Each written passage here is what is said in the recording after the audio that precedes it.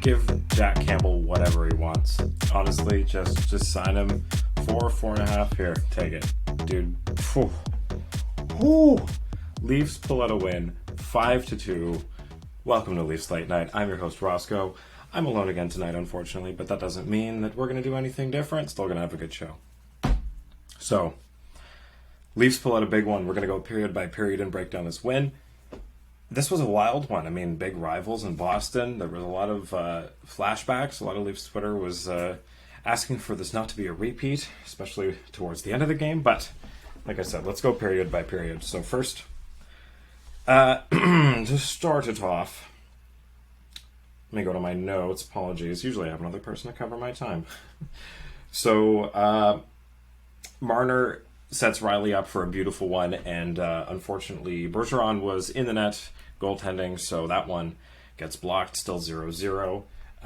Then back the other way, Pastrnak ends up kind of in the net behind Jack, so he couldn't tell if he was hurt there. He ended up limping off.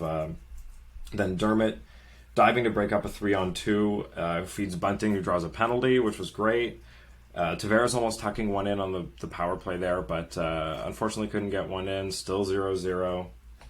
I really don't know why Richie and Engvall are on power play 2. I saw them both with time on that power play, and I mean, they've been better. Engvall, but Richie was playing better, and I feel like he's found his spot, at least. He's found his role on the fourth line with Simmons and Spezza, but power play might not be the spot for him, especially when you've got two solid lines on your offense, and I mean a couple extras in Spezza, and I would say Kampf, Kasha. It's hard with that last one. I think it's the last defenseman, the eighth one, or offense forward on the second power play. That's the hardest one. So Engvall got a chance at it. Richie got a chance at it. It's just I don't think anybody can really fill that role right now. They don't have that kind of depth.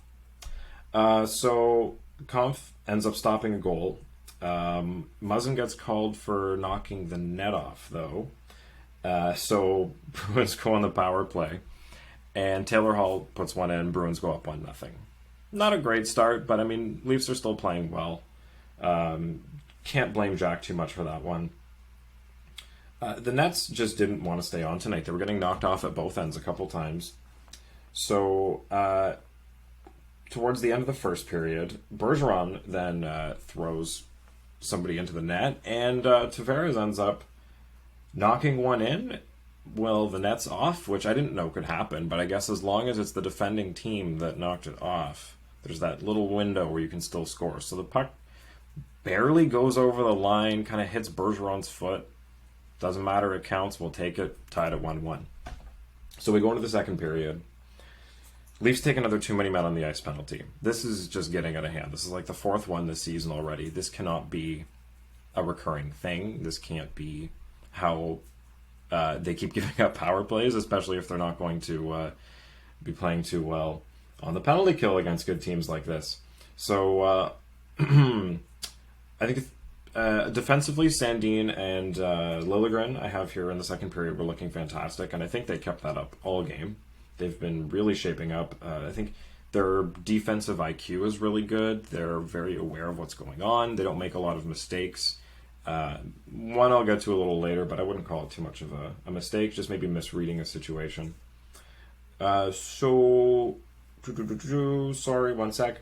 Second period, Leafs go on the power play with about 5 minutes left, and Matthews buries a power play goal.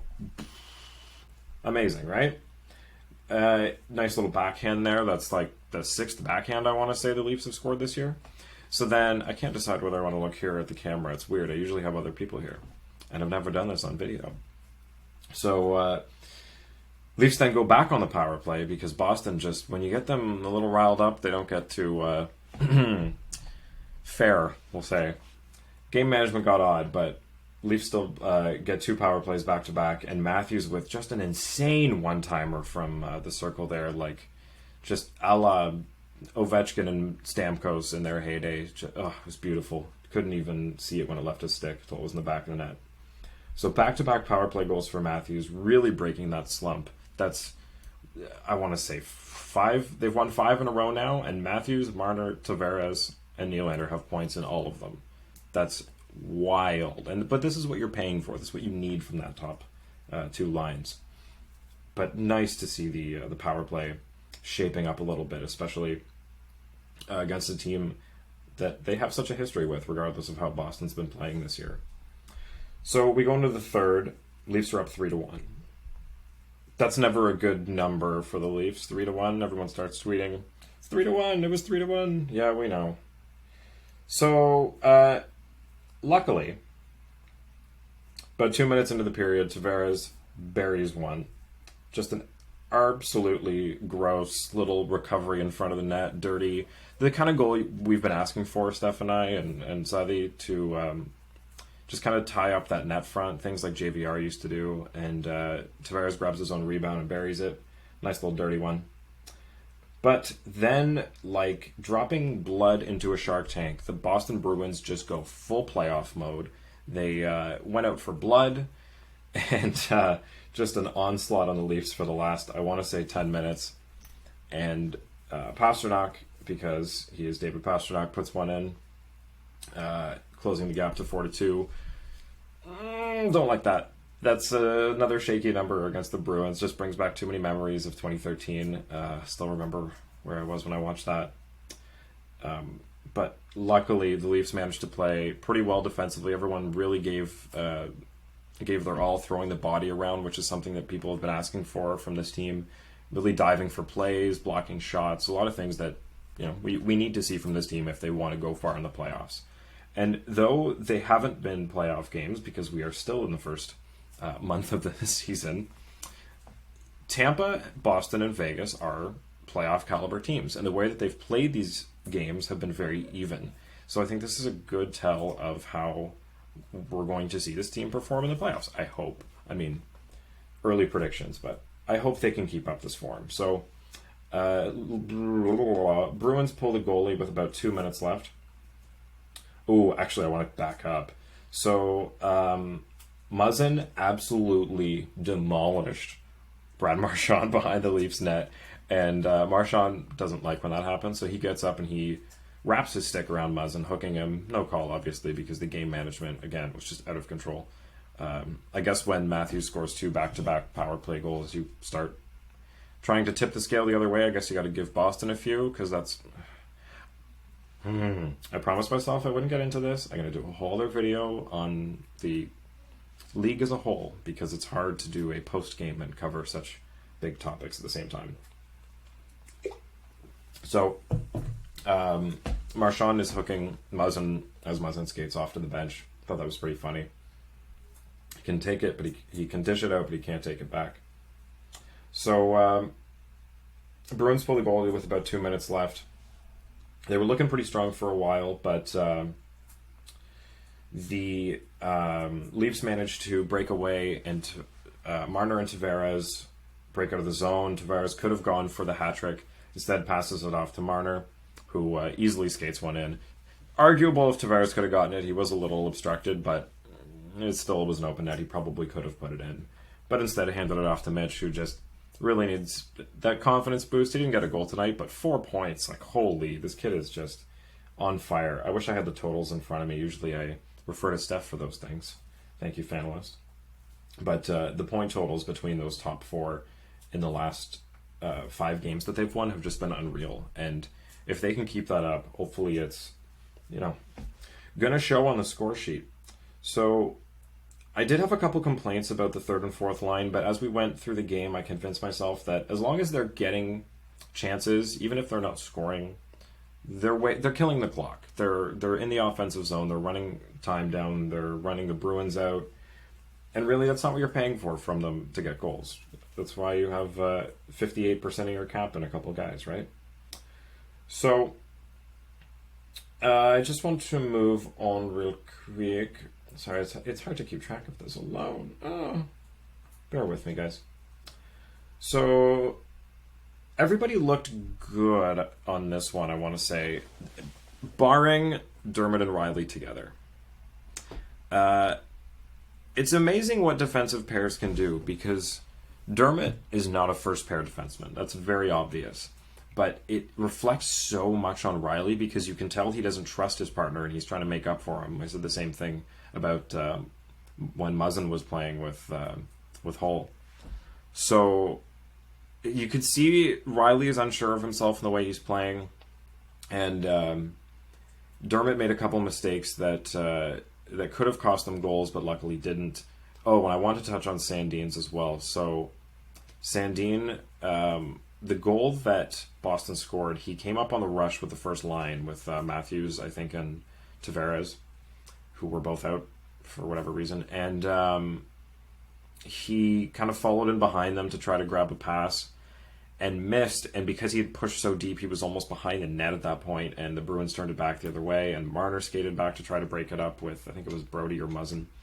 And just wasn't enough, and Pastrnak managed to set up and score. So could have been worse, but luckily it was not. So the Leafs managed to hang on. Can't complain about a win. Ooh, give me 2 seconds. So looking forward to the next game, we're looking at the Kings, the Flyers, and the Flames. So a nice seemingly break after playing the Golden Knights, Lightning, and Bruins.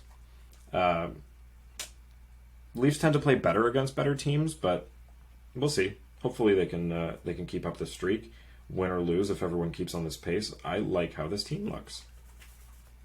So news around the league. The Blackhawks continue to just dominate NHL news. Colleton and his assistants, the coach and assistant coaches, were all fired today because the Blackhawks are off to a 1-9-2 or 3 start. Just not what you need on top of all the bad PR they've been getting. So rough time for the Seth Jones and Marc-Andre Fleury backed Chicago Blackhawks. So other news, Carey Price is set to return to the Canadiens, at least in practice, on Monday. So no timetable for when he's returning to play, but could be good news for the Habs. Not that goaltending has been their problem, it's been more scoring goals, but nonetheless he's a leader and could shake things up for them.